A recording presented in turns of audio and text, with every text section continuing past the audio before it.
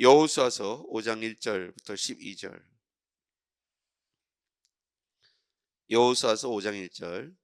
요단 서쪽에 아모리 사람의 모든 왕들과 해변에 가나안 사람의 모든 왕들이 여호와께서 요단물을 이스라엘 자손들 앞에서 말리시고 우리를 건너게 하셨음을 듣고 마음이 녹았고 이스라엘 자손들 때문에 정신을 잃었더라.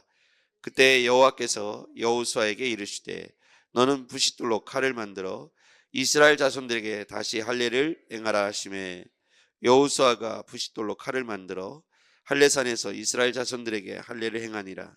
여호수아가 할례를 시행한 까닭은 이것이니 애굽에서 나온 모든 백성 중 남자 곧 모든 군사는 애굽에서 나온 후 광야길에서 죽었는데 그 나온 백성은 다 할례를 받았으나 다만 애굽에서 나온 후 광야길에서 난 자는 할례를 받지 못하였음이니라.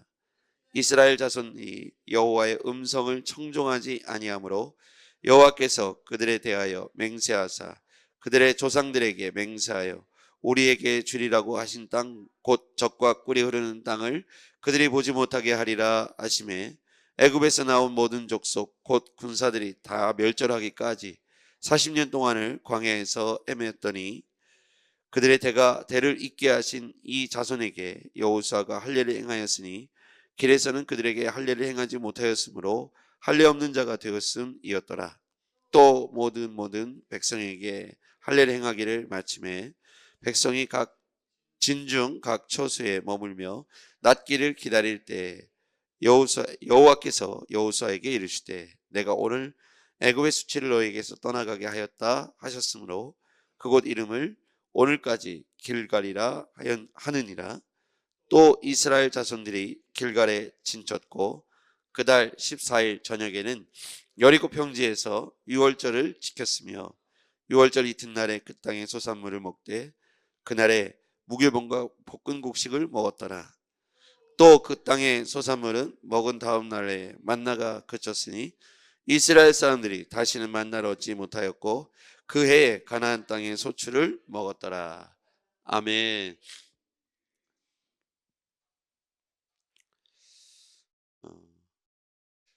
1절의 말씀에 보면 요단 서쪽의 아모리 사람들의 모든 왕들과 해변의 가나안 사람들의 모든 왕들이 여호와께서 요단물을 이스라엘 자손들 앞에서 말리시고 우리를 건너게 하셨다함을 듣고 마음이 녹았고 이스라엘 자손들 때문에 정신을 잃었더라 이렇게 표현하고 있죠. 여기서 보면 가나안 왕들이 하나님에 관한 소문을 듣게 됩니다. 그들의 마음이 녹았죠. 두려움이 생겼다는 얘기입니다. 이스라엘의 하나님이 요단물을 말렸다는 건 우리의 상식을 초월하는 이야기지 않습니까?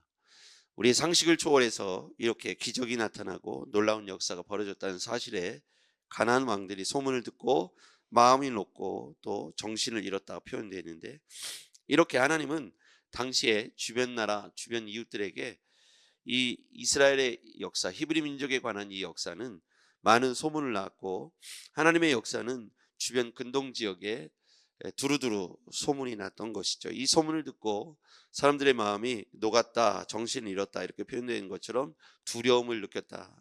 하나님의 실존에 관한 역사죠. 이것이 이제 당시 이스라엘 사람들은 눈으로 목격한 것이고 주변의 나라들은 이제 소문을 들었을 거 아닙니까? 소문을 들었을 때 더 놀랐고 더 두려웠을 것 같아요. 눈으로 본 것도 놀라운 일인데 이제 소문을 듣다 보니까 이 소문이 더해지고 더해져서 주변 나라들은 굉장히 놀랐죠. 자, 이렇게 이스라엘 백성들 가운데 기적이 애굽에서 출발해서 가나안 땅에 들어갈 때까지 하나님은 40년 동안 그 역사를 계속해서 지속하셨고 주변 나라들은 그 두려움이 더해갔습니다. 그런데 정작 이스라엘 진영에는 이것을 직접 이제 애굽에서 출애굽했던 1세대들은 오늘 보면 할례를 이미 행했던 걸 볼 수가 있어요. 하나님이 약속의 징표로 순종의 징표로 할례를 행했는데 2세대들 광야에서 난 자들은 사실은 할례를 직접 행하지 않았죠. 그래서 보면 다시 할례를 행하라 하는 장면이 나옵니다. 2절 말씀입니다. 그때 여호와께서 여호수아에게 이르시되 너는 부싯돌로 칼을 만들어 이스라엘 자손들에게 다시 할례를 행하라. 거기 한번 밑줄을 그어보시죠. 다시 할례를 행하라. 이들에게 다시 할례를 행하라는 이유는 무엇일까요? 할례 받지 못한 자들에게 있어서 하나님과의 언약의 징표를 다시 세울 필요가 있었던 것이죠. 이스라엘 백성들은 누구의 소유인가? 이스라엘 백성들은 누가 주인인가? 이스라엘 백성들은 누가 이끌어 가시는가에 대한 다시 한번 확인이 필요했다. 그 얘기입니다. 하나님이 할례를 행했다는 것은 이스라엘 백성과 하나님 사이에 맺은 언약과 그 언약의 징표, 하나님의 약속과 그 약속의 징표로 이스라엘 백성들은 순종의 징표로 할례를 순종함으로 따라가는 것이죠. 그러면서 이들에게 있어서의 그 광야에서 2세대들의 원인이 무엇일까? 6절. 자, 5절 6절 읽어볼게요. 5절 6절 시작. 그 나은 백성은 다 할례를 받았으니 다만 애굽에서 나온 후 광야길에서 난 자는 할례를 받지 못하였음이니라. 이스라엘 자손들이 여호와의 음성을 청종하지 아니하므로 여호와께서 그들에게 대하여 맹세하사 그들의 조상에게 맹세하여 우리에게 주리라고 하신 땅 곧 젖과 꿀이 흐르는 땅을 그들이 보지 못하게 하리라 하시매 애굽에서 나온 족속 곧 군사들이 다 멸절하기까지 40년 동안을 광야에서 헤매었더니, 광야에서 헤맨 이유는 하나님의 음성대로 순종하지 않았기 때문이죠. 왜 그랬을까?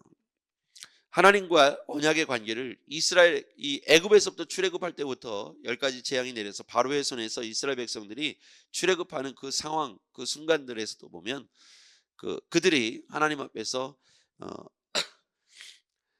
하나님의 역사를 직접 봤던 1세대들은 하나님의 인도하심과 역사하심과 이끌어내신 모든 과정을 보았는데, 2세대들은 할례를 받지 않은 2세대들은 그 하나님의 역사를 기억하지 못하고 있고 구전으로 들은 거기 때문에 더욱 하나님에 대한 신뢰라든지 순종이 미흡했던 것이죠. 그래서 다시 하나님은 가나안 땅을 목전에 두고 이스라엘 백성들 2세대들에게 할례를 행할 것을 말씀하고 있습니다. 가나안 땅에 들어갈 수 있는 사람은 누구인가? 할례를 행한 사람이라는 거예요. 하나님의 백성, 하나님의 택한 민족, 하나님과 언약을 맺은 백성, 그 백성들이 가나안 땅의 주인이 될 수 있었던 것이죠. 오늘 우리는 다시 하나님의 역사의 땅, 하나님이 인도하시는 그곳에 나아갈 때 다시 한번 우리는 순종을 확인해야 합니다. 하나님 앞에서 우리가 흐트러진 모습은 없는지 다시 한번 순종을 확인해야 합니다. 우리가 이제 2025년도 이제 첫 주간을 맞이하고 있습니다. 그 월요일이죠. 우리가 이 순간에 다시 한번 하나님 앞에 마음의 할례를 행함으로 다시 하나님과 우리 사이에 흐트러졌던 주님 앞에 순종의 태도, 주님을 따라가는 믿음의 태도를 다시 한번 마음의 할례를 통해서 우리가 순종으로 하나님 앞에 무릎을 꿇어야 합니다. 그리고 하나님의 인도하심을 전적으로 구하며 다시 하나님 앞에 출발해야 된다고 생각합니다. 우리가 하나님의 백성이지 않습니까? 그래서 다시 하나님 앞에 우리의 삶을 의탁하고 우리에게 주어질 축복의 땅에 나아갈 때 당연히 우리가 마음의 할례를 통해서 순종의 태도를 통해서 하나님의 인도하심을 구해야 하겠습니다. 자, 그 다음에요. 7절. 그들의 대를 잇게 하신 이 자손에게 여호수아가 할례를 행했으니. 자, 그들의 대를 잇게 하신 이 자손에게, 거기에 밑줄 그어볼까요? 믿음의 다음 세대, 이스라엘 백성들의 후손들이죠. 그 다음 세대들에게 대를 잇게 하신 그 다음 세대에게 여호수아가 할례를 행했다. 우리가 우리 자녀들에게 다시 한번 말씀을 가르치고 기도해 줘서 믿음을 떠난 자녀들에게 하나님 말씀을 가르쳐주고 하나님 말씀으로 기도해주고 또 위로해주고 그들이 다시 마음의 할례를 얻을 수 있도록 그들의 대를 잇게 한 자녀들에게 마음의 여호수아가 할례를 행했던 것처럼 중요한 행동이죠. 우리의 대를, 믿음의 대를 그들이 이어줘야 되니까요. 그래서 우리가 그들을 가르쳐 줘야 합니다. 기도해 줘야 됩니다. 그리고 하나님께서 우리를 이끌어 가심을 생생하게 간증해 줘야 합니다. 참 어려운 일인 것 같아요. 그렇죠? 우리 자녀들에게 이것을 가르치는 게 쉽지 않습니다. 그런데 중간중간에 확인을 해줘야 돼요. 하나님께서 우리를 지난날 이렇게 인도하셨고 이런 우리 가정에 이런 위기가 있었지. 그때 우리 하나님께서 이렇게 우리를 도와주셨어. 이스라엘 백성들의 역사, 출애굽해서 가나안 땅에 들어가까지의 역사들을 끊임없이 이스라엘 민족들에게 상고해주고 기억하게 해주고 깨닫게 해주고 그 모든 과정에 역사하신 주체가 하나님이었음을 그 아이들에게 가르쳐주고 그 순종의 모습으로 할례를 받게 하는 것, 그것이 중요하다는 것이죠. 저도 이제 저희 아이들과 함께 앉아가지고 식탁에 앉아서 밥을 먹을 때 지난날 하나님께서 이제 우리를 어떻게 도와주셨는지 역사를 아이들과 이제 나누죠. 아이들이 어디서 태어났고, 너희들이 태어났을 때 어땠고, 그리고 너희 유년 시절은 어땠고, 그리고 너희들이 어느 교회를 거치면서 여기까지 왔으며, 그때 우리가 그때 이런 일이 있었고, 그 어려운 일들이 이렇게 통과했는데 누가 이렇게 도우셨을까? 제가 이렇게 질문해요. 하나님이 그렇게 하셨죠. 그렇지. 하나님께서 우리를 도우셨다. 만약에 내가 아빠가 이제 세상을 떠나는 일이 생긴다면 갑자기 누구는 우리는 다 알 수 없는 거니까 내년이 될지 후년이 될지 우리는 모르지 않니. 만약에 아빠가 하나님을 따라서 천국에 간다면 너희들은 신앙을 어떻게 하겠냐. 우리는 아빠와 상관없이 신앙을 계속 지킬 겁니다. 그렇지. 우리가 태어나서 지금까지 너희들을 지키신 분은 하나님이셔. 하나님이 우리 순간, 우리 가문에, 우리 집에, 우리 식구들에게 이런 위기가 있었을 때 하나님이 이렇게 도우셨어. 이게 가나안의 역사의 주인공이 되려면 하나님의 인도하심, 하나님의 이끌어가심, 하나님이 도우셨음에 대하여 자녀들과 이 다음 세대들에게 마음의 할례를, 또 육신의 할례뿐만 아니라 이 마음의 할례를 얻기 위하여 가나안 땅에 들어갈 자격을 얻기 위해서 이 부모들은 다음에 대를 잇게 할 자녀들에게 할례를 주면서 이 이야기를 저는 해줬을 것이라고 생각합니다. 그래서 우리도 자녀들에게 그냥 우리가 사는 것이 우연히 되어진 것이 아니고, 우리의 신앙생활이 우연히 된 것이 아니라 하나님의 부르심과 하나님의 인도하심이 광야 이스라엘 백성들에게 있었듯이 우리 식구들에게도 이렇게 이런 순간들에 있었다는 걸 가르쳐 줘야 합니다.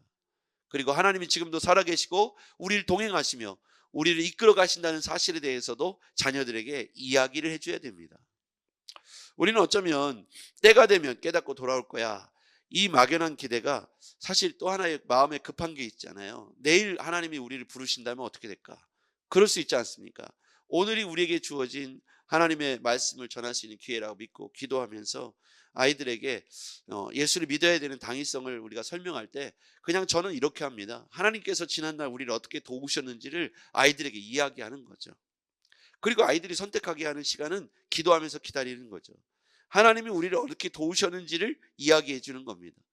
이런 위기가 너희들의 인생 가운데 또다시 생길 텐데, 너희들이 그때 너희들의 힘으로 할 수 없을 때 전능하신 하나님의 도움이 필요한데, 그때를 위하여 우리가 같이 한번 기도했으면 좋겠다. 너희들이 어려운 문제가 생긴다면 그때만 하나님을 찾지 말고 오늘 이 순간부터 하나님을 만났으면 좋겠다. 그러면서 우리가 권면할 필요가 있죠. 여기 다음에 그들의 대를 잇게 하신 자손에게 여호수아가 할례를 행하고, 그리고 나서 뭐라고 또 얘기했냐면 9절 같이요. 시작. 여호와께서 여호수아에게 이르시되 내가 오늘 애굽의 수치를 너희에게 떠나가게 하였다 하셨으므로 그곳 이름을 오늘까지 길갈이라 하느니라. 애굽의 수치를 이스라엘에서 걷어가셨다는 거예요. 떠나가게 하셨다. 애굽의 수치는 노예 근성 아닙니까? 사단의 종로로 됐던 우리의 옛사람을 의미하기도 하겠죠. 뭐 생각해 보자면 애굽의 수치는 아마 이스라엘이 그곳에서 종되었고 노예되었고 부끄럽게 살았던 지난 날을 말하는 겁니다. 이제 우리는 애굽의 수치를 우리 가문에서, 우리 근처에서, 우리의 삶에서 떠나가게 해야 합니다. 우린 더 이상 사단의 종로로 탈 필요가 없습니다. 우리는 귀신과 사단의 종로로 됐던 지난 날을 후회하면서 떠나가게 해야 합니다. 제가 어렸을 때 저희 집안에 장독대에서 우리 어머님이 7월 7성날 떡을 해놓고 장독대에서 빌고 있더라고요. 어디다 절을 하시냐 그랬더니 장독대에다 한다는 거예요. 그 장독대에다 왜 하냐니까 우리 신령님이 우리를 지켜줘야 된다는 거예요. 그래서 너도 이렇게 해. 그래서 저도 이렇게 따라서 합장을 했던 기억이 납니다. 그 왜 그랬는가 보니까 어렸을 때부터 우리 어머니는 또 누군가의 어른에게 또 배웠겠죠. 근원을 따라 올라가면 누군가 미지의 신에게 그렇게 두려움을 이겨내기 위해서 했던 것 같아요. 저희 시골 동네에 그런 일들이 참 많았어요. 고사를 지내고 이렇게 하는 일들, 구틀하고 이런 일들이 많았습니다. 저는 어렸을 때 만약에 우리 부모님이 장로님이 그 권사님이었다면 새벽 기도하는 걸 배웠겠죠. 이게 이렇게 다른 거예요. 저희가 이제 TV를 보고 있는데 연합고사 기간이었어요. 옛날에 연합고사. 그러면 9시 뉴스에 항상 뭐가 나오냐면 고사 지내는 모습이 나와요. 그 외에 저기 돌 앞에 가갖고 비나이다 비나이면서 애들 수능, 오늘 수능 날이면 이제 과거에는 학력고사입니까? 학력고사 날이면은 여지없이 교문 앞에서 엿붙여 놓고 비나이다 비나이다 하는 그림이 꼭 TV에 나옵니다. 그랬더니 우리 아이가 둘 중에 하나가 일어나 가지고 사과 접시를 앞에 놓더니 거기다 이렇게 비나이다 비나이다 흉내내는 거예요. 그 TV를 보다가. 만약에 제가 그런 신앙을 갖고 있었다면 아마 그렇게 했겠죠. 근데 우리는 아이들에게 뭘 가르쳐야 되냐면 하나님 앞에서 어떻게 살아가야 되는지를 가르쳐 줘야 되는 거예요. 자칫 잘못하면 비나이다 비나이다 세대가 될 수 있는 겁니다. 여호와께서 애굽의 수치를 떠나가게 하셨다. 애굽의 수치는 가나안 땅에 들어가기 전에 그들이 잊어버리고 버려야 할 노예 근성이고, 우리로 말하자면 하나님께서 새 사람을 우리가 힘있게 하셨는데 우리 안에 있는 옛사람의 모습들, 사단의 종로를 했던 지난 날을 후회하고 벗어버리는 시간이 바로 저는 그 시간이라고 생각합니다. 우리는 미련 없이 우리의 가나안 땅에 들어가기 위하여 애굽의 수치를 우리 안에서 던져버려야 합니다. 우린 이제 본어게인 중생했습니다. 하나님의 자녀 천국 시민이 되었습니다. 우리가 그에 합당하게 우리 이제 2025년도에는 애굽의 수치를 벗어버리고 과거의 옛사람의 근성을 다 벗어버리고 새롭게 되어 새 사람이 되어서 하나님의 나라 천국 시민으로, 즉 가나안 땅 천국 시민으로 우리가 정말 주님이 기뻐하시는 삶을 멋있게 살아가는 2025년도가 되었으면 좋겠습니다. 기도하겠습니다. 전능하신 아버지 하나님 감사합니다. 우리 하나님께서 우리에게 다시 이 하나님의 음성을 청중하고 마음의 할례를 다시 받으라고 말씀하십니다. 2025년도 우리가 하나님의 백성 천국 시민이 되어서 애굽의 수치를 벗어버리고 광야에서 우리의 마음과 생각들이 하나님을 향했듯 다시 한번 주님 앞에 우리의 마음과 생각을 향하고 주님이 기뻐하시는 여호와의 음성을 청종하고 따르는 순종하는 마음의 할례를 얻는 우리가 되게 하여 주시옵소서. 예수님의 이름으로 기도했습니다. 아멘.